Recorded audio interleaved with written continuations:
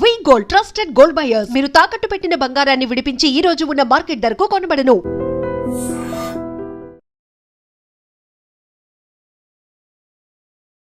సంపాదన ముసుగులో పడి మనం ఏం కోల్పోతున్నామో ఒకే ఒక్క గ్రామం మనకి కళ్ళకు కట్టినట్లు చూపిస్తోంది.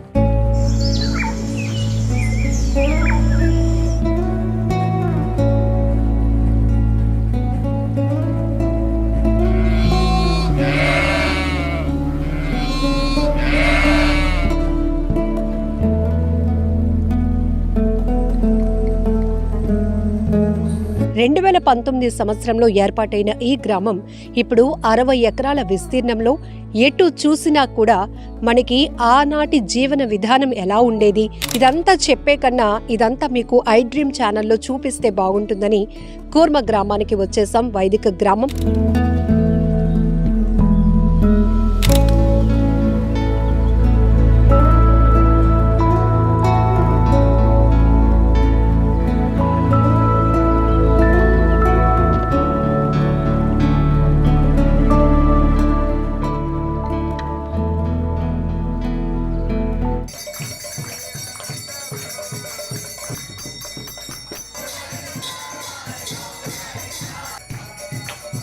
కరెంటుకి సంబంధించినవి ఏవి కూడా ఉపయోగించకుండా జీవించడం ఇక్కడ ప్రయత్నిస్తుంది కూర్మ గ్రామము.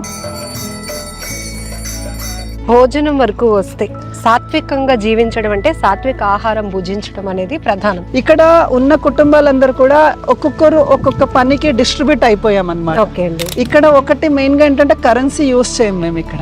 కూర్మ గ్రామంలో ఉన్న వాళ్ళలాగా మనం ఉండలేము అని అందరు కూడా ఇక్కడ వచ్చిన వాళ్ళు ఇంతకు ముందు పెద్ద జాబ్స్ చేసి ఇక్కడ ఉంటున్నారు కదా, మీకు పాములు లేకపోతే ఇక్కడ నుంచి క్రూర జంతువులు ఏం లేవా అడవులలో అని ఒకటి అడుగుతారు. మేమైతే వైరాగ్యం నుంచి ఇక్కడికి రాలేదు, ఒక నాలెడ్జ్ తీసుకొని వచ్చాం కాబట్టి వీ కెన్ స్టే హియర్ అని చెప్తున్నారు విత్ ఫ్యామిలీస్. ఏంటి ఆ డిఫరెన్సియేషన్? మంచి ప్రశ్న అండి. యాక్చువల్ గా బయట అందరూ అసత్యమే మాట్లాడుతున్నారు, ప్రతి నోరు మాట్లాడితే అబద్ధం మాట్లాడుతున్నారు, మేము బతకలేకపోతున్నామని ఎందరో కంప్లైంట్. ఇలాంటి సిచ్యువేషన్ లో మీరు ఇక్కడ ఇంత కనెక్ట్ అవుతున్నారు, నిత్యం భగవన్ నామస్మరణతో ఉంటారు. ఏంటి ప్రతి మనిషికి ఎందుకు ఆ స్పిరిచువల్ లైఫ్ ఉండాలి అంటారు? యాక్చువల్లీ ఈ క్వశ్చన్ అడిగినందుకు మీకు చాలా ధన్యవాదాలు. హరే కృష్ణ కృష్ణ కృష్ణ హరే హరే, హరే రామ రామ రామ హరే హరే. హరే రామ అనే ఒక మంత్ర జపంతోనే ఎందుకు అంత పవర్? కృష్ణుడు భగవద్గీతలో ఏం చెప్తున్నాడంటే, నిరంతరం ఒత్తిడి, ఉరుకుల పరుగుల జీవితం, సంపాదన సమస్యలు, ఈ యాంత్రిక జీవితంలో పడి మనిషి చాలా వాటిని కోల్పోతున్నాడు.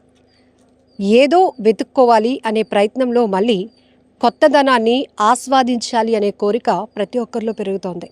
అది ఒక రకంగా చెప్పాలంటే ఆనాటి జీవన విధానం ఏదైతే ఉందో అది కోరుకునే పరిస్థితికి మనిషి వచ్చేసాడు. అంటే ఎన్ని పెనుమార్పులు, సాంకేతికంగా ఎంత ముందుకు దూసుకుపోతున్నా కూడా చాలా వరకు ఉపయోగకరంగా ఉన్న కొన్ని మాత్రం ఆ టెక్నాలజీ కావచ్చు, లేకపోతే ఆ స్పీడ్ యుగం ఏదైతే ఉందో దాని మాయలో పడి, దాని పరుగులో పడి మనం చాలా కోల్పోతున్నాం. ఈవెన్ మన అనుబంధాలు కావచ్చు, ఆప్యాయతలు, ఇలాంటివన్నీ చాలా మిస్ అయిపోతూ ఉన్నాం.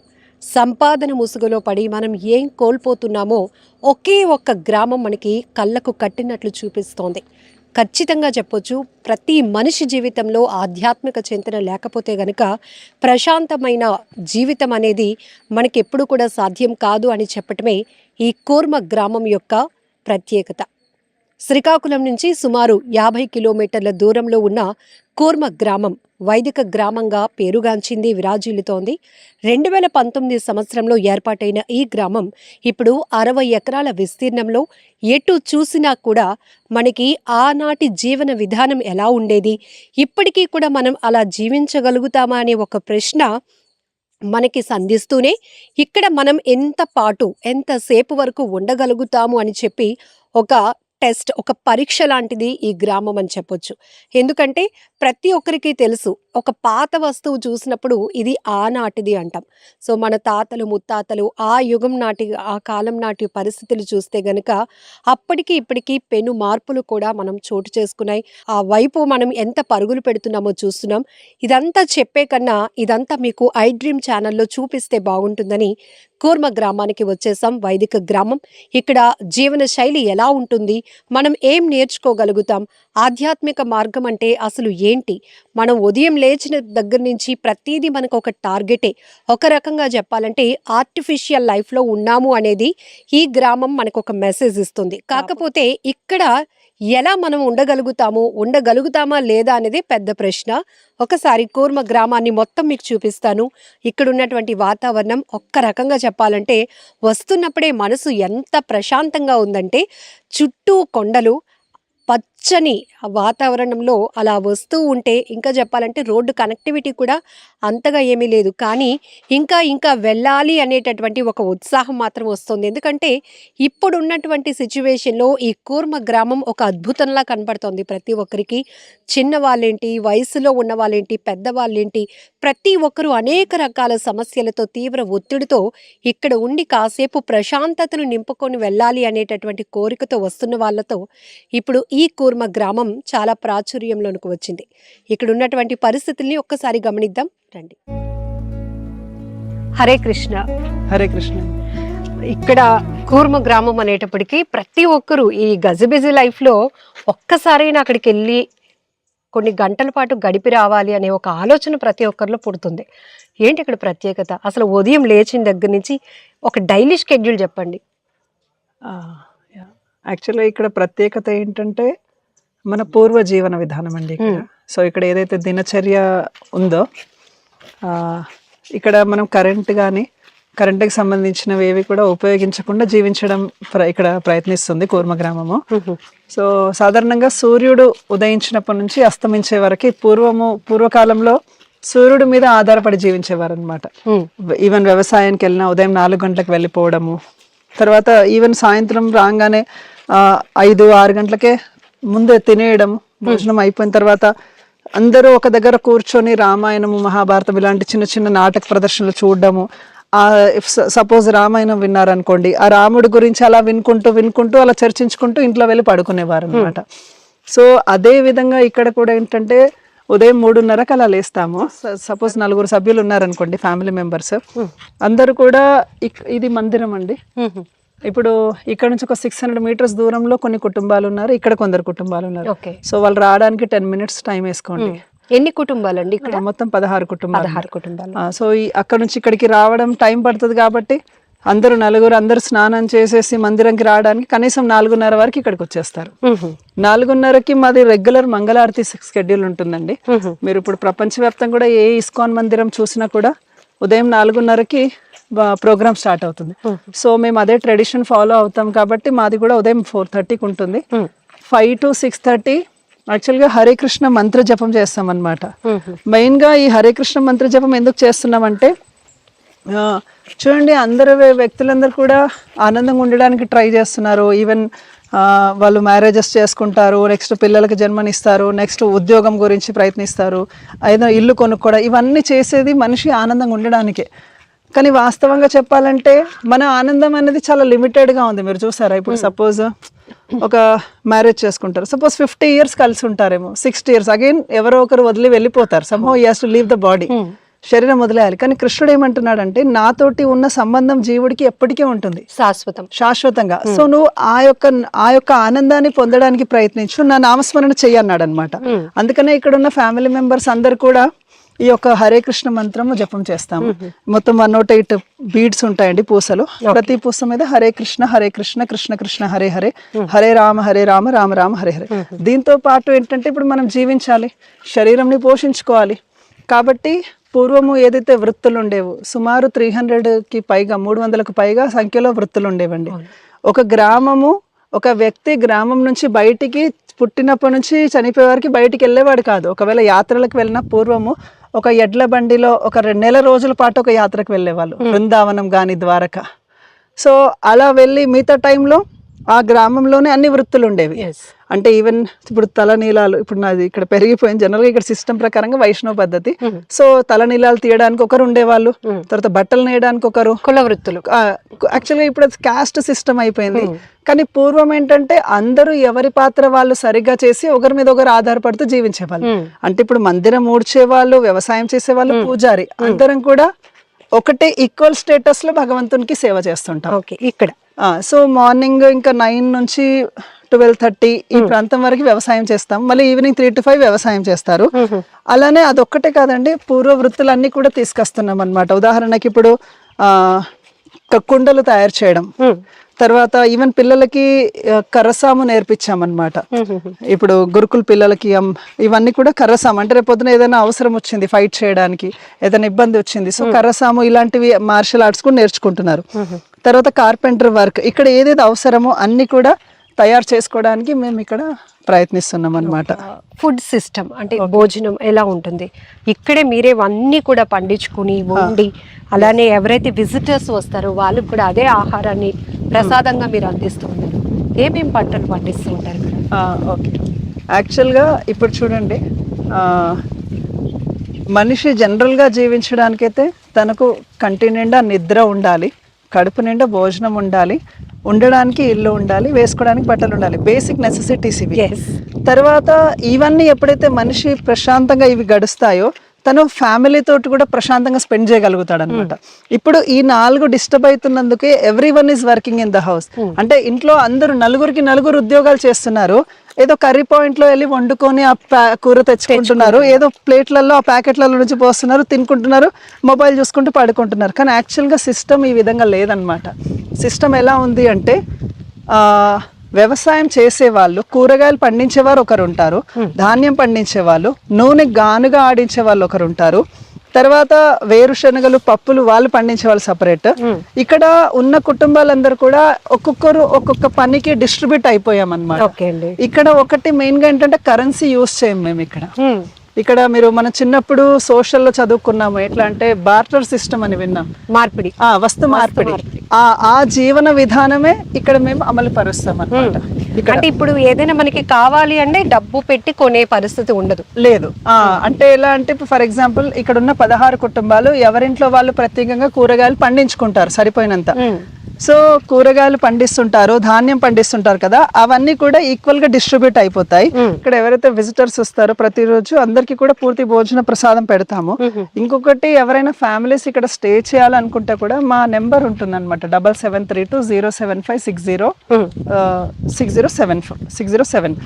ఈ నెంబర్కి వాళ్ళు కాల్ చేస్తే వాళ్ళు ఒక 4 days ముందుగానే చెప్పినట్లయితే ఫ్యామిలీ స్టే చేయడానికి కూడా అవకాశం ఉందండి ఇక్కడ. ఇలా సో ఈవెన్ ఎవరైనా స్టూడెంట్స్, యాక్చువల్గా ఇది ఈ మధ్య స్టార్ట్ చేసాం.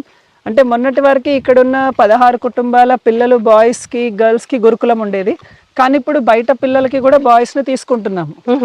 సో వాళ్ళకు కూడా క్యాంప్స్ పెడుతున్నాం అన్నమాట. సో అది కూడా ఫ్రీ ఆఫ్ కాస్ట్ అండి, ప్రతి ఒక్కరికి కూడా మేము బయట పిల్లల్ని కూడా తీసుకుంటున్నాము. సో ఇది కూడా ఎవరైనా బాయ్స్ ఉంటే రికమెండ్ చేయొచ్చు మీరు. నో ప్లాస్టిక్, నో పొల్యూషన్, ఈ రెగ్యులర్ గా మేము వినే హార్న్ సౌండ్స్ లేవు, పెద్ద పెద్ద అపార్ట్మెంట్స్ లేవు, చక్కగా గాలి వేస్తా ఉంది, నో ఏసీస్ నీడ్. సో ఇంత వాతావరణం 2019లో ఆలోచన ఎందుకు వచ్చింది? యాక్చువల్గా దీనికి ఎవరైతే ఫౌండర్ ఉన్నారో పరమ పూజ్య భక్తి వికాస స్వామి, సో మా గురువు గారు అనమాట. ఆయన గురువు ఎవరంటే భక్తి వేదాంత స్వామి శ్రీల ప్రభుపాద. ఎవరైతే ప్రభుపాద అంటే ఇస్కాన్ ఫౌండర్ ఆచార్య అండి. ఇప్పుడు all over the world ISKCON temples ఉన్నాయంటే మూల కారణము శ్రీల ప్రభుపాదే.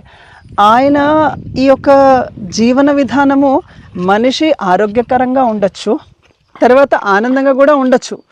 ఈ విషయము తెలుసుకొని ఈవెన్ ఇది భక్తికి కూడా చాలా అనుకూలిస్తుందండి. ఈవెన్ చాలా మనిషి జీవితానికి కనీసంగా కావాల్సినవేవో తెలుసుకున్న వాళ్ళు ఖచ్చితంగా ఆనందాన్ని ఇక్కడ అనుభవించగలుగుతారు. రైట్ అండి. ఎక్స్పెక్టేషన్స్ ఎప్పుడైతే ఉంటాయో ఆటోమేటికలీ మనకు ఉన్నదానికన్నా మోర్, ఇంకా కావాలి, ఇంకా సంపాదించాలి, ఇంకా పరుగు పెట్టాలి. సో అదంతా లేదు. అయితే ఒకటి అందరికి డౌట్ వస్తుందండి, కూర్మ గ్రామంలో ఉన్న వాళ్ళలాగా మనం ఉండలేము అని. అంటే అన్ని జీవితం మీద ఒక విరక్తితో ఇక్కడికి వస్తున్నారా, లేకపోతే ఒక ఆధ్యాత్మికంగా నడిచే మార్గం వైపు ఉన్న ఆలోచన కావచ్చు, జ్ఞానంతో ఇక్కడ ఉండగలుగుతున్నారా? ఓకే, యాక్చువల్గా జనరల్గా ఈ ప్రశ్న అడుగుతుంటారండి, మీరే కాదు జనరల్గా అడుగుతుంటారు. ఇక్కడ ఎవరు కూడా వైరాగ్యంతో అయితే రాలేదండి. మామూలుగా సిటీ లైఫ్ లో విరక్తి కలిగి అక్కడ జాబ్స్ చేయలేక అట్లేం రాలేరు.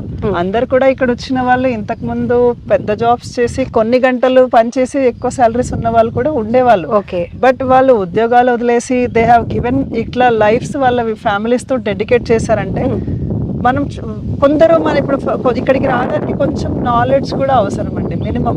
అంటే ఎలా అంటే కొంచెం ఏమంటారు, జనరల్ సెన్స్ ఉండాలి ఫ్యూచర్ గురించి.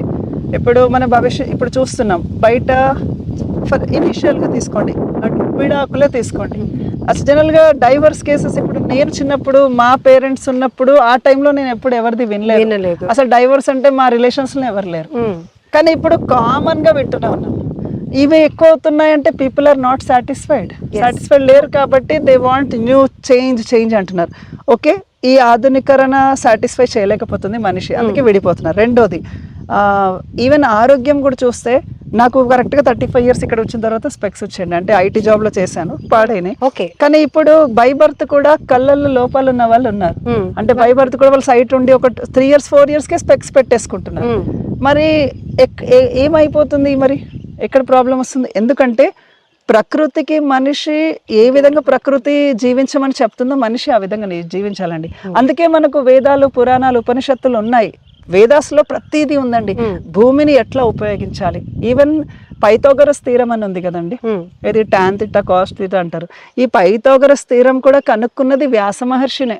దాన్ని సులభ సూత్ర అని వ్యాస మహర్షి ఎప్పుడో చెప్పారు. అది సింప్లీ అదొక ఇతను ఫైండ్ అవుట్ చేసి అది ఇచ్చాడు, అంతేకాని వ్యాస మహర్షి ఈజ్ అ బిగ్ సైంటిస్ట్. ఇతను ఈ వ్యవసాయంకి ఎంత ఎకరంకి ఏ పంట వస్తుంది ఇవన్నీ కూడా ఇచ్చారు. ఇప్పుడు క్యాలిక్యులేషన్స్ అన్ని కూడా మనకి యాజ్ పర్ వేదాస్ ఉన్నాయి కాబట్టి ఇలా జీవిస్తే బెటర్ అండి. గాలి కొను వీక్ డేస్ లో, వీకెండ్స్ లో చాలా మంది విజిటర్స్ వస్తూ ఉంటారు కదా కూర్మ గ్రామానికి. వచ్చే ప్రతి ఒక్కరు ఇక్కడ ఉన్న నేచర్ ని, బ్యూటీని ఆస్వాదించడంతో పాటు వచ్చే ప్రతి ఒక్కరిలో కొన్ని ప్రశ్నలు ఉంటాయి. అవి మీ ముందు పెడుతూ ఉంటారు. ఏం చెప్తూ ఉంటారు జనరల్గా అడిగే ప్రశ్నలు ఏంటంటే, అసలు మీరు ఇట్లా అసలు ఇక్కడ ఉంటున్నారు కదా, మీకు పాములు లేకపోతే ఇక్కడ నుంచి క్రూర జంతువులు ఏం లేవా అడవులలో అని ఒకటి అడుగుతారు. రెండోది, మీకు ఆరోగ్య సమస్యలు వస్తే మీరు ఏం చేస్తారు అని అడుగుతుంటారు. రెగ్యులర్ క్వశ్చన్స్ ఇవన్నీ. మూడోది ఏంటంటే, మీకు ఫ్యూచర్లో బయటికి వెళ్ళాలనిపిస్తే, పిల్లలకు ఒకవేళ బయటికి వెళ్ళాలనిపిస్తే మరి వాళ్ళ ఫ్యూచర్ ఎట్లా, మీకు బయట ప్రపంచంతో సంబంధం లేదు కదా, ఎలా జీవిస్తారు వాళ్ళు అని అడుగుతారు అన్నమాట. నాలుగోది ఏంటంటే, చీకట్లో కరెంట్ లేకుండా ఓన్లీ దీపాలతోటి లైఫ్ సరిపోతుందా, అలా బతకచ్చా అని డౌట్ ఉంటుంది. అందుకే కొందరు ఏం చేస్తుంటారు, రాత్రి స్టే చేయడానికి వస్తారు గెస్ట్లు, ఓన్లీ నైట్ స్టే చేయడానికి వచ్చి వెళ్తుంటారు అనమాట. అలాంటి వాళ్ళకి స్టే కూడా. ఇవి జనరల్ క్వశ్చన్స్. ఇక్కడ ఉండొచ్చా అని అడిగే వాళ్ళు ఉన్నారా? కొందరు ఇక్కడ జాయిన్ అవ్వచ్చా అని కూడా వచ్చారండి. అలా యూట్యూబ్ చూసి 2 families జాయిన్ అయ్యారండి. 2 years బ్యాక్ 2 families జాయిన్ అయ్యారు. జస్ట్ ఏం లేదు, బిలో 35 years లో హస్బెండ్ వైఫ్ వాళ్ళ పేరెంట్స్ తో పాటు జాయిన్ అయిపోతే మేము హౌస్ అన్ని అరేంజ్ చేయగలుగుతాం. విత్ ఫ్యామిలీ అయితే తీసుకుంటాం. లేదా సింగిల్ జెంట్స్ వచ్చి they can stay as a student, as a brahmachari they can stay, student gents కి అన్నమాట. ఇలా మేము అవకాశం అయితే ఇస్తున్నాం. తర్వాత ఎవరైనా జస్ట్ 2-3 days కి స్టే చేయాలంటే హ్యాపీ, వెల్కమ్, ఎవరైనా వెల్కమ్ అండి, రావచ్చు. ఎస్. ఇప్పుడు ఇంత ఆధునికంగా మనం టెక్నాలజీతో వెళ్తున్నాం కదా, ఇలాంటి పరిస్థితుల్లో కూడా పాతకాలపు ప్రాచీన జీవన విధానం అనేటప్పటికి ఎట్లా సాధ్యం అనే ఒక క్వశ్చన్ ప్రతి ఒక్కరిలో కనిపిస్తూ ఉంటుంది. సో ఇది ఎట్లా అంటే మీరు ఏం చెప్తారు అంటే, ఇందాక చెప్పారు మేమైతే వైరాగ్యం నుంచి ఇక్కడికి రాలేదు, ఒక నాలెడ్జ్ తీసుకొని వచ్చాం కాబట్టి వీ కెన్ స్టే హియర్ అని చెప్తున్నారు విత్ ఫ్యామిలీస్. సో ఏంటి ఆ డిఫరెన్సియేషన్? మంచి ప్రశ్న అండి. యాక్చువల్గా ఇప్పుడు చూడండి, కరోనా వచ్చిన టైమే ఉంది. ఉదాహరణకి కరోనా వచ్చినప్పుడు వేరే కంట్రీస్ మన దేశంలో ఉన్న ఆవుల గోమూత్రం కొనుక్కున్నారంట, పేటెంట్షిప్ కూడా కొందరు తీసుకున్నారంట. తులసి చెట్టుకి కూడా పేటెంట్షిప్ తీసుకుంటున్నారంట బయట దేశాల వాళ్ళు. అంటే యాక్చువల్గా మన పూర్వ నాగరికత వాళ్ళకి ఎలా ఉంటుందంటే, ఉదాహరణకి ఒక ఇల్లు ఉంది, మీకు నాన్న వాళ్ళ నాన్నమ్మ ఉంటారు కదండి, పూర్వం నాన్నమ్మ వాళ్ళు ఉండేవాళ్ళు, ఇంకా వాళ్ళ అమ్మ కూడా ఉండేవాళ్ళు, 5 generations ఉండే వాళ్ళు. ఇంట్లో ఎవరికైనా మనవాడికి చిన్న దగ్గు జలుబు ఏదైనా వచ్చింది, ఇప్పుడు ఆధునిక సమాజం వల్ల ఏం చేస్తారు, జనరల్ గా చిల్డ్రన్స్ టానిక్స్ పోస్తారు, లేదా డాక్టర్స్ దగ్గరికి వెళ్ళిపోతారు. చిల్డ్రన్స్ డాక్టర్ దగ్గర లైన్ చూస్తారు ఎప్పుడైనా, చాలా లైన్ ప్రతిరోజు. కానీ పూర్వం ఏంటంటే, ఈ పెద్దవాళ్ళు ఏదో చెట్టు ఏదో ఆకు తీసుకొచ్చి నోరి ముక్కులలో పోసేవాళ్ళు, తగ్గిపోయేది. అసలు 1 రూపీ ఖర్చు పెట్టకుండా పెద్ద పెద్ద రోగాలు తగ్గిపోయేవండి. కానీ ఇప్పుడు మరి ఎందుకు ఇంత ఇన్వెస్ట్ చేస్తున్నారు హెల్త్ మీద? ఎందుకు అయినా బాగుండట్లేదు ఎందుకు? రెండోది పూర్వం ఎట్లా అంటే they use to sleep early, they use to get up early. కానీ ఇప్పుడు 2 o'clock 3 o'clock పడుకుంటున్నారు, 9 o'clock 10 o'clock లేస్తున్నారు. అంటే యాక్చువల్గా సూర్యుడు ఎట్లా అయితే కరెక్ట్గా టైమింగ్ మెయింటైన్ చేస్తే దానికి కరెక్ట్గా రివర్స్ మెయింటైన్ చేస్తున్నారు. దీనివల్ల ఆయువు తగ్గిపోతుంటుంది. నేను కూడా అలానే వర్క్ చేశానండి, నేను ఏదో గొప్పవానని చెప్పట్లేదు, అలానే ఉన్నాను. అంటే నేచర్ కి నెగటివ్ గా మనం పని చేస్తున్నాం ఇప్పుడు అంటే మీరంటే మొదట నేను కూడా పనిచేశానండి, అందుకనే ఇవన్నీ అర్థం చేసుకున్నాను. రెండోది ఇప్పుడు చూస్తాను కదండి, ఇప్పుడు మామూలుగా గర్ల్స్ అండ్ బాయ్స్ కూడా కాలేజ్ డేస్ లో కూడా అంటే చాలా ఫ్రీ మిక్సింగ్ ఎక్కువైపోయింది, ఫ్రీ మింగ్లింగ్ చాలా ఎక్కువైపోయింది. వాళ్ళు వేసే దుస్తులు కూడా అంత కల్చర్డ్గా ఏం లేదు, బాయ్స్ అయినా గర్ల్స్ అయినా కూడా. యాక్చువల్గా మనకి ఎప్పుడైతే దుస్తుల నుంచి మన ఆలోచనల నుంచి ఎప్పుడైతే పవిత్రంగా ఉంటుందో అప్పటి వరకు కూడా ఈ భూమి మీద వర్షాలు పడతాయండి.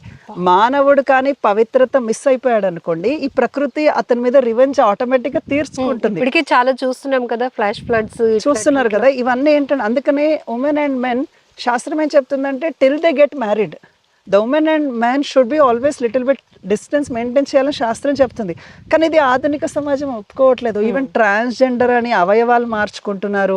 తర్వాత ఇంకా చూస్తున్నాం కదా, అబార్షన్ కేసెస్ కూడా విపరీతంగా అయిపోతున్నాయి. తర్వాత వచ్చే ఎడ్యుకేషన్ సిస్టంలో కూడా అంత నాణ్యత పోయింది. అంటే ఈవెన్ మామూలుగా రామాయణం, చాణక్యుడి నీతి, ఇప్పుడు ఫర్ ఎగ్జాంపుల్ మీరు చిన్నప్పుడు నేను చిన్నప్పుడు కూడా సుమతి శతకం దాశరథి శతకం ఉండేది. ఇప్పుడు ఆ శతకాలు లేవు. వినదగున ఎవరు చెప్పినా వినినంతనే వేగపడక ఇలాంటి పదాలు లేవు ఇప్పుడు. వాళ్ళకి తెలుగు కూడా పలకడానికి రావట్లేదు ఎగ్జాంపుల్. తర్వాత రెండవది ఈవెన్ మూవీస్ కూడా చూస్తే అంత ధార్మికం వదిలేయండి, మినిమం వ్యావహారికంగా కూడా అంత పవిత్రంగా ఏం కనిపించట్లేదు అనమాట. అంటే మనం చూసేవి సరిగా చూడట్లేదు, అంత ధార్మికంగా లేవు. వినేవి కూడా. ఇంకొకటి మనీ అర్నింగ్ అనేది, అంటే ఈజీ మనీ అర్నింగ్ ఎలా చేయాలి, కంఫర్ట్గా ఎలా జీవించాలి, ఈ షార్ట్ కట్స్లో వెళ్ళి చాలా మంది చాలా మంది జీవితాలు కోల్పోతున్నారండి. యాక్చువల్గా నేను చూసిన స్టాక్స్లో పెడుతున్నారు, చాలా లాస్ అయిపోతున్నారు అనమాట. బెటర్ కొంచెం సింపుల్గా జీవిస్తే బెస్ట్. ఇంకొకటి మా ఫ్రెండే ఉన్నాడండి, అంటే ఎనీవే వీడియో ఒకవేళ చూస్తే అనుకుంటుండొచ్చు తననే అని. కానీ జస్ట్ వాళ్ళ పాప తనకు క్యాన్సర్ వచ్చి జస్ట్ రీసెంట్గానే చనిపోయింది, 13-14 years పాప. తర్వాత 4-5 years అప్పుడే స్పెక్స్ వచ్చిన వాళ్ళు ఉన్నారు. తర్వాత వచ్చేసి ఏంటంటే చిన్న ఏజ్ లోనే లావ్ అయిపోయే వాళ్ళు కూడా ఉన్నారు. ఒబేసిటీ ప్రాబ్లమ్స్ వస్తున్నాయి. తర్వాత ఈవెన్ ఆడవాళ్ళకు ఎన్నో కొత్త జబ్బులు వచ్చేస్తున్నాయి. ఇవన్నిటికి కారణం ఏంటి అసలు? ఒక్కటే అండి, మనం తినే ఆహారము, మన యొక్క మెయింటైన్ చేసే టైం సైకిల్, ఇవి మిస్ అయిపోయినాయండి యాక్చువల్గా. రెండోది, మా దగ్గరికి ఇప్పుడు చెప్పాను కదా, స్టూడెంట్స్ చాలా మంది వస్తుంటారు మా దగ్గర, 1 week 2 weeks ఉండి వెళ్తుంటారు. వాళ్ళు ఒక్కటే ఫీడ్బ్యాక్ ఇస్తారు, బయట మొత్తం అసత్యం ప్రభుజీ మాతో అంటారు. బయట అందరూ అసత్యమే మాట్లాడుతున్నారు, ప్రతి నోరు మాట్లాడితే అబద్ధం మాట్లాడుతున్నారు, మేము బతకలేకపోతున్నామని ఎందరో కంప్లైంట్. ఇక్కడికి వచ్చి 2-3 months ఉండి వెళ్తుంటారు అనమాట. అంటే బయట అసలు ధర్మం అనేది లేదు, అసత్యమే ఆడుతున్నారు. ఇంత బయట వాళ్ళే ఫ్రస్ట్రేట్ అయిపోయి మాకు చెప్తున్నారు. సో ఇలాంటి ప్రపంచము ఉండే కన్నా కొంచెం మనం ఆలోచించాలి, అంటే అసలు ఎలా జీవిస్తే బెస్ట్, పిల్లల్ని ఎలా పెంచితే బెస్ట్ అని. అందుకనే నిపుణులు వీళ్ళతో హౌ టు గుడ్ పేరెంటింగ్ ఇవి నేర్చుకోవాల్సిన పరిస్థితికి వచ్చేసింది సిస్టమ్ అనేది. సో ఇక్కడ కూర్మ గ్రామంలో ఒక స్పిరిచువల్ లైఫ్ ని మీరు లీడ్ చేయడమే కాదు, సొసైటీకి ఎలాంటి స్పిరిచువల్ లైఫ్ అందించాలి అనే ఒక కాన్సెప్ట్ తో ఈ కూర్మ గ్రామం వెళ్తాం.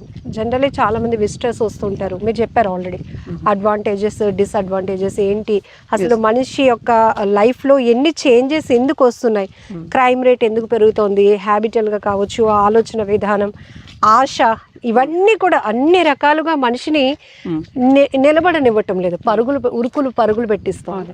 సో ఇలాంటి సిచ్యువేషన్లో మీరు ఇక్కడ ఇంత కనెక్ట్ అవుతున్నారు, నిత్యం భగవన్ నామస్మరణతో ఉంటారు. ఏంటి ప్రతి మనిషికి ఎందుకు ఆ స్పిరిచువల్ లైఫ్ ఉండాలి అంటారు? భగవంతుడికి దగ్గరగా వెళ్ళటానికి ఏంటి వే? ఓకే యాక్చువల్లీ ఈ క్వశ్చన్ అడిగినందుకు మీకు చాలా ధన్యవాదాలు. ఇది one of the top most question. యాక్చువల్గా మనకు అండి, భగవద్గీత అనే పుస్తకం ఒక సైన్స్ అండి, అది మనకు పూర్తి విషయాన్ని తెలియజేస్తుంది. సో మెటీరియల్ వరల్డ్ గురించి, స్పిరిచువల్ వరల్డ్ గురించి. సో కృష్ణ భగవద్గీతలో ఏమంటున్నా అంటే, శ్రీకృష్ణుడు మనుష్యానం సహస్రేషు కశ్చిత్ యతతి సిద్ధయే యతతామపి సిద్ధానాం కశ్చిన్ మాం వేతి తత్వతః. అర్జున, 1,00,000 కొలది మనుషులలో సరైన జ్ఞానము ఏంటిది అని వెతికేవాడు ఒక్కడే ఒక్కడు ఉంటాడు, అలాంటి వ్యక్తి నన్ను తెలుసుకుంటాడు అని అన్నారు. రెండో విషయము, ఇప్పుడు బహునాం జన్మానాం అంతే జ్ఞానవాన్ మాం ప్రపద్యతే వాసుదేవ సర్వమితి సమహాత్మ సుదుర్లభ. యాక్చువల్గా మనము ఈ శరీరం కాదు, ఎందుకంటే ఈ శరీరం చూడండి పంచభూతాలతో తయారైందనమాట. మనం చూడొచ్చు. ఇప్పుడు ఫర్ ఎగ్జాంపుల్ ఈ స్కిన్ మీద ఇట్లా మనండి, మనకు మట్టి, నీరు, అగ్ని అన్నీ ఉంటాయన్నమాట. ఈ పంచభూతాలతోటి తయారైన ఈ శరీరం లోపల మనం కూర్చొని ఉన్నాం, ఆ జీవాత్మలం అనమాట, ఆత్మ. కానీ మరి ఈ ఆత్మ ఎక్కడి నుంచి వచ్చింది? ఇది భగవంతుడి లోకం నుంచి ఇక్కడికి రావడం జరిగింది. ఇక్కడికి వచ్చి ఈ శరీరంలో బంధింపబడింది. ఈ శరీరానికి ఏం ప్రాబ్లమ్స్? పుట్టడం, ముసలితనం, రోగాలు, మరణం. ఇవి దుఃఖాలు ఎప్పటికీ ఉంటాయండి. నిజంగా సైంటిస్టులు వీళ్ళందరూ దీని మీద ఫోకస్ చేయాలి. ఇప్పుడు మీకు బీటెక్ చదివితే అందులో ట్రిపుల్ ఈసీఈ అని ఉంటుంది కదండి, ECE branch, triple branch, computer branch అని ఉంటుంది. అలానే సోల్ బ్రాంచ్ అని ఒకటి పెట్టాలి. ఆత్మకు సంబంధించిన ఒక ఇంజనీరింగ్ సబ్జెక్ట్ ఉండాలి. ఎందుకంటే రియల్గా మనము ఆత్మ అన్న విషయం ఎవరికి తెలియట్లేదు. మనం జీవాత్మ యాక్చువల్గా, కానీ మనం ఈ శరీరంలో ఇరుక్కపోయాము. ఎప్పుడైతే మనము ఈ ఆత్మను తెలుసుకుంటామో రియల్గా మనం హ్యాపీగా ఉంటాం. అర్థమవుతుంది కదా? మమ్మల్ని చాలా మంది అడుగుతారు, మీకు కరెంట్ లేదు, ఫోన్స్ లేదు, టీవీ లేదు, మీరు ఎట్లా హ్యాపీగా ఉంటారు ఇక్కడ, బోర్ అనిపించదా అంటే, యాక్చువల్లీ హ్యాపీనెస్ అనేది ఆత్మకి మీరు హ్యాపీనెస్ ఇస్తే, we created this all things. మనకి జీవం పోసినప్పుడు వచ్చినవన్నీ కావు ఇవి. రైట్. మనం టెక్నాలజీని ఇంక్రీజ్ చేసుకొని డెవలప్ చేసుకొని సృష్టించుకున్నవి. అవును. We should avoid. మనం అవాయిడ్ చేసుకోవాలి అనుకుంటే చేసుకోవచ్చు అని మీరు అంటారు. అంటే యాక్చువల్లీ రియల్ హ్యాపీనెస్ అనేది మన స్పిరిచువల్ నాలెడ్జ్ ఎప్పుడైతే తీసుకుంటాం కదండి, రియల్గా మనం హ్యాపీగా ఉండగలుగుతాం. అందుకే మీరు చూడండి, స్పిరిచువల్ నాలెడ్జ్ ఉన్న వాళ్ళు అంత ఎక్కువ యాంగ్జైటీకి గురికారు దేనికి కూడా. అంత మెటీరియల్గా థింగ్స్ లేకున్నా కూడా వాళ్ళు రిలాక్స్డ్గా ఉంటారు అనమాట, అంత డిస్టర్బ్డ్ కారు. ఇప్పుడు చాలా వ్యాలిడ్ చెప్పారు. కోపం, క్షణికావేశం, ఈ రెండు మనిషిని ఓవర్కమ్ చేసే స్థాయికి వెళ్ళిపోయాయి. ఇది ఎలా మనం కంట్రోల్ చేసుకోవచ్చా? దీనికి ఏమైనా మెడిసిన్ ఉంటుందా అని డాక్టర్ని అడగగలం.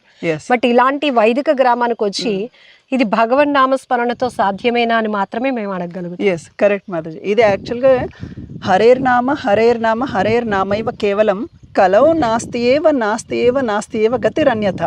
కలియుగం వాళ్ళ గురించి ఉపనిషత్తు ఉన్నదన్నమాట, కలి సంతరణ ఉపనిషత్తు. ఈ కలియుగంలో జనుల యొక్క క్వాలిటీస్ ఏంటి అంటే, వాళ్ళకు అల్పాయుష్ ఉంటుంది, అల్ప బుద్ధి ఉంటుంది, మెమరీ పవర్ తక్కువ ఉంటుంది, తర్వాత వచ్చి ఎప్పుడు కలతల్లో ఉంటారు. అంటే ఆల్వేస్ దే ఆర్ ఎన్వియస్, అంటే ఫైటింగ్ చేసుకుంటూ ఉంటారు. ఏదో చిన్న, ఫర్ ఎగ్జాంపుల్ మీరు చూడండి, రోడ్ మీద వెళ్ళండి, బై మిస్టేక్ మన బైక్ ఎవరికైనా అంటే ఎందుకు ఇంత టాలరెన్స్ లెవెల్ తగ్గిపోయిందంటే, సాధారణంగా కలియుగ జనులు కలహపరులు అండి. ఈవెన్ నేనైనా ఇదే కాబట్టి కలహపరునే ఉంటాను. కానీ ఒకటే ఉపాయం అంట, హరినామం. అందుకే డైలీ 10 minutes ఏనండి, ప్రతి ఒక్కరు కూడా జస్ట్ 10 minutes ఈ ప్రాసెస్ చేస్తే చాలండి. ఇప్పుడు చూడండి, మొత్తము ఇది జపమాల ఉంటుంది. ఇది టోటల్ 108 పూసలు ఉంటాయి. ఓకే, 108 సార్లు హరే కృష్ణ కృష్ణ కృష్ణ హరే హరే, హరే రామ రామ రామ హరే హరే. ఈ మంత్రము 108 సార్లు ఎవరైతే జపం చేస్తారు కదా, భగవంతుడు వాళ్ళని కంట్రోల్ చేస్తారు. వాళ్ళకు కోపం వచ్చేటప్పుడు కూడా వాళ్ళకి అర్థమవుతుంది, ఓ కోపం నేను ఈ టైంలో రియాక్ట్ అవ్వాలా వద్దా అని తెలుసు. ఎందుకంటే కోపం లేకుండా మనిషి ఉండలేడు. ఉదాహరణకి హనుమంతుడికి కూడా కోపం ఉంది, కానీ ఎప్పుడు కోపం ప్రదర్శించాడు? అది అధర్మానికి ఇబ్బంది అయినప్పుడు ఆయన కోపం ప్రదర్శించాడు. కానీ ఆ ఊరికే ఇట్లా రోడ్డు మీద వెళ్తూ వాడిని తిట్టడం, వీడిని తిట్టడం కాదు. అర్థమవుతుంది కదండి? దానికి కూడా ఒక సార్థకత, ఒక అర్థం ఉండాలన్నమాట. ఏ సమయంలో కోపం రావాలి, ఏ సమయంలో కోపం రావద్దు. దీన్ని ఏంటంటే ఆత్మ ఇంద్రియ నిగ్రహం ఉన్న వ్యక్తి ఇది చేస్తాడనమాట. అందుకని ఈ నామము ఆ ఇంద్రియ నిగ్రహం అనేది చేస్తుందండి. అందుకని భగవంతుడు చాలా ఈజీ ప్రాసెస్ ఇచ్చాడండి కలియుగ జనులకి. యువర్ సింపుల్ పీపుల్, మీకు సింపుల్ మంత్ర హరే కృష్ణ కృష్ణ కృష్ణ హరే హరే, హరే రామ రామ రామ హరే హరే. ఈ మంత్ర చేస్తే సరిపోతుంది అన్నారు. అందరూ ఇది చేయొచ్చండి, దీనికి ఏ రూల్స్ లేవు, ఒక పర్టికులర్ టైం లేదు, ఈ టైంలో చేయాలని, ఏ ఏజ్ నుంచి చేయాలని లేదు. స్త్రీలు చేయొచ్చా, పురుషులు చేయొచ్చా, ఎవరు లేరు. ఎవరైనా ఈ మంత్రం చెప్తే మైండ్ ఆటోమేటిక్ గా రిలాక్స్ అయిపోతుందండి. ఇది చేయొచ్చు. కొన్ని కోట్లాది మంది దేవతలు కలిగినటువంటి మన భారతదేశం అంటూ హిందువులు అనేటప్పటికీ ఒక్కొక్కరు ఒక్కొక్క దేవుని పూజిస్తారు. కానీ ఎందుకు ఈ హరే రామ అనే ఒక మంత్ర జపంతోనే ఎందుకు అంత పవర్, ఎందుకు అంత ఇంద్రియ జ్ఞానాలను కూడా కంట్రోల్ చేసేటటువంటి శక్తి? అసలు మంచి క్వశ్చన్లు అడుగుతున్నారండి. కృష్ణుడు భగవద్గీతలో ఏం చెప్తున్నాడంటే, కామైస్తైసైర్ అపహృత జ్ఞాన ప్రపద్యంతే అన్య దేవత అంటే కృష్ణుడు ఏం చెప్తున్నాడంటే ఇక్కడ జీవుడు ఎప్పుడైతే భౌతిక కోరికలతోటి తను డిస్టర్బ్ అయ్యేటప్పుడు తను ఆ కోరిక తీర్చుకోవడానికి పలానా దేవతకి వెళ్ళి అర్చిస్తాడు. ఉదాహరణకి ఇప్పుడు వివాహం జరగట్లేదు, సో పార్వతీదేవిని అర్చిస్తే వివాహం జరుగుతుంది. తర్వాత పలానా ఆరోగ్యం బాగాలేదు, సూర్యుడు యొక్క నామ స్మరణ చేస్తే ఆరోగ్యం బాగుంటుంది. ఇలా ఒక్కొక్క ప్రాబ్లంకి ఒక్కొక్క దేవత ఉన్నారనమాట మనకు. అందుకనే భారతదేశంలో 8 మంది దేవతలు ఉన్నారు. కానీ కృష్ణుడు ఏమంటున్నాడంటే మత్త పరతరం నాణ్యాత్ కించిదస్తి ధనంజయ మై సర్వమిదం ప్రోతం సూత్రీమణి గణాయవ. అర్జున, ఈ యొక్క జీవుల యొక్క కోరికలు తీర్చడానికి నేను పలానా దేవతల్ని సృష్టించాను. కానీ దేవతలు సైతం కూడా జన్మ మృత్యువు ముసలితనం వ్యాధి ఎవరిని కూడా తప్పించలేరు. ఈవెన్ దేవతలు సైతం మీకు ఈ యొక్క జన్మ మృత్యు చక్రం నుంచి తప్పించలేరు. ఎందుకంటే వాళ్ళు నా చేత సృష్టింపబడ్డారు, వాళ్ళకు కూడా ఈ పరిమితులు ఉన్నాయి. కాబట్టి మీరు నన్ను శరణు పొందినట్లయితే ఈ లైఫ్లో ఉన్నంత కాలం మీరు హ్యాపీగా ఉంటారు. First thing. రెండోది, at the end of the life you will not take the rebirth. యాక్చువల్గా చాలా మందికి కర్మఫలం అనేది మనుషులే కాదు దేవతలు కూడా, అందరు కూడా కర్మఫలం అనేది అనుభవిస్తారండి, ఎవరైనా కూడా. కానీ కృష్ణుడు ఏం చెప్తున్నాడంటే మాముపేత్యాతు కౌంతేయ పునర్జన్మన విద్యతే. అంటే ఎవరైతే శ్రీకృష్ణుడు ఇచ్చిన ఈ నాలెడ్జ్ పూర్తిగా అర్థం చేసుకొని ఫిలాసాఫికల్ అర్థం చేసుకోవాలండి. ఎట్లా అంటే కొందరు ఉంటారు సెంటిమెంటల్గా ఉంటారనమాట. భక్తి అనేది సెంటిమెంటల్ కాదు, ఇట్ ఈస్ వెరీ ఫిలాసాఫికల్ అనమాట. ఏది కరెక్ట్ ఏది రాంగ్, ఇది ఎందుకు చేయొద్దు. ఇప్పుడు మీరు అడిగారు క్వశ్చన్, 8 మంది ఇండియాలో 8 దేవతలు ఉన్నారు కదా, మరి మీరు ఎందుకు స్పెసిఫిక్గా ఇలా ఎంక్వైరీ చేయాలి? This is knowledge. సో అందుకనే కృష్ణుడు భగవద్గీత ఇచ్చాడు అనమాట. సో కృష్ణుడు ఏం చెప్తున్నాడంటే యూ వర్షిప్ దేవతాస్, అందరు దేవతల్ని వర్షిప్, నో ప్రాబ్లం. కానీ జన్మ మృత్యు చక్రం నుంచి మళ్ళీ పునర్జన్మ లేకుండా ఉండాలి అంటే అల్టిమేట్గా ఏదో జన్మలో నన్ను పొందాల్సిందే, అదేదో ఇదే జన్మలో నా దగ్గరికి పొందు. అండ్ వన్ మోర్ థింగ్, దేవతలు ఏదైతే నీ కోరికలు తీరుస్తారో సేమ్ థింగ్ నేను కూడా తీరుస్తాను. ఎందుకంటే ఆ దేవతలు ఆ కోరికలు మీకు తీరుస్తున్నారు కదా, అది నా శాంక్షన్ తోటే వాళ్ళు తీరుస్తున్నారు. అర్థమవుతుంది కదా. ఒక శ్లోకంలో కృష్ణుడు చెప్తున్నారు, దేవతలు జీవుల యొక్క కోరికలు తీరుస్తున్నారు, but through my permission only they are sanctioning you. That means I'm giving the permission indirectly through the devatas. నీ కోరిక తీరుతుంది కానీ దేవతల ద్వారా నేనే తీరుస్తున్నాను. అదేదో నువ్వు డైరెక్ట్ నన్ను శరణు పొందు, నీకు జన్మ మృత్యు నుంచి బయటికి వెళ్ళిపోతావు. ప్లస్ జీవుడు ఈ భౌతిక జగత్తులో చూడండి, ఒక కంట్రీ ఇప్పుడు అందరూ హ్యాపీగా ఉన్నారనుకోండి, సపోజ్ ఎవరో ఒక్కరు ఉంటారు, వాడు ఒక దేశం మీద బాంబు వేస్తాడు, ఆ దేశం అందరూ మళ్ళీ బాంబు, ఇట్లా జీవులు ఈ ఫైట్ చేస్తూనే ఉంటారండి. ఇదే కృష్ణుడు చెప్తున్నాడు. ఇప్పుడు గ్రంథాలయంలో ఏముంటాయి చెప్పండి మామూలుగా? బుక్స్. ఓకే, దేవాలయంలో దేవతలు ఉంటారు, హిమాలయంలో మంచు ఉంటుంది. కృష్ణుడు ఈ సృష్టి చేసేటప్పుడు ఈ అర్జునుడికి చెప్తున్నాడు, ఈ సృష్టిలో ఇది ఎటువంటిది అంటే దుఃఖాలయం అని చెప్పాడండి. దుఃఖాలయము అంటే అన్ని సమస్యలే ఉంటాయని చెప్తున్నాడు. You should come out of this world అని చెప్తున్నాడు Krishna. So our intelligence should be used to go. అంటే ఆధ్యాత్మిక మార్గం అనేది మనల్ని సమస్యల నుంచి బయట పెట్టేది కాదు, దాని నుంచి మనం ఎలా బయటపడగలము అనే నాలెడ్జ్ మనకి ఇస్తుంది. ఆధ్యాత్మికం అనేది ఇంటెలిజెన్స్ అండి. దానికి సమస్యలు లేవు అని ఎక్కడ ఏ భగవంతుడు చెప్పలేదు. సమస్య ఎలా ఎదుర్కోవాలి, దాని నుంచి ఎలా బయటపడాలి. The main problem is repeated birth and death అండి. ఇప్పుడు ఎవరైతే రిచ్ పర్సన్స్ ఉన్నారో, పువర్ పర్సన్స్ ఉన్నారో, ఈ జన్మలో తాత్కాలికంగా వాళ్ళు జన్మ తీసుకున్నా అగైన్ హ్యాస్ పర్ హిస్ కర్మ, అతని కర్మ ప్రకారంగా అతను మళ్ళీ జన్మలో ఒక మానవునిలాగా పుట్టొచ్చు, జంతువులాగా పుట్టొచ్చు, రిచ్ పర్సన్ లాగా పుట్టొచ్చు. ప్రతి మనిషికి పునర్జన్మ అనేది ఉంటుంది. పునర్జన్మ అనేది కన్ఫర్మ్ గా ఉంటుందండి. ఎందుకంటే జీవుడు చేసే కర్మకి result simple. For every action there is equal and opposite reaction అని అంటారు కదా. ఈ యాక్షన్ ఎప్పుడు చేయకుండా ఉంటాడు చెప్పండి మనిషి? ఏదో ఒక యాక్షన్ చేస్తుంటాడు, దానికి రియాక్షన్ ఉంటుందా? ఇలా కంటిన్యూ అవుతూనే ఉంటుంది. ఇది నల్లిఫై అంటే ఇది జీరో చేయడానికి కృష్ణుడు తప్ప ఎవరు చేయలేరండి. ఇది భగవద్గీత యొక్క సారాంశం. జీవుడు కర్మబంధం నుంచి బయటపడనంత వరకు తను repeated birth and death face చేయాల్సిందే. మానవ జన్మ పొందొచ్చు, ఏ జన్మైనా పొందొచ్చు, దట్ ఈస్ అ రిస్క్. అదే కృష్ణుడు చెప్తున్నాడు, డోంట్ టేక్ రిస్క్. ఈ మానవ జన్మ పొందిన తర్వాత you be happy with your family, but chant my name, నా నామ స్మరించు, నీకేం బాధ అవుతుంది స్మరించు, నా దగ్గరకు వచ్చేస్తామని చెప్తున్నాడు అంతే.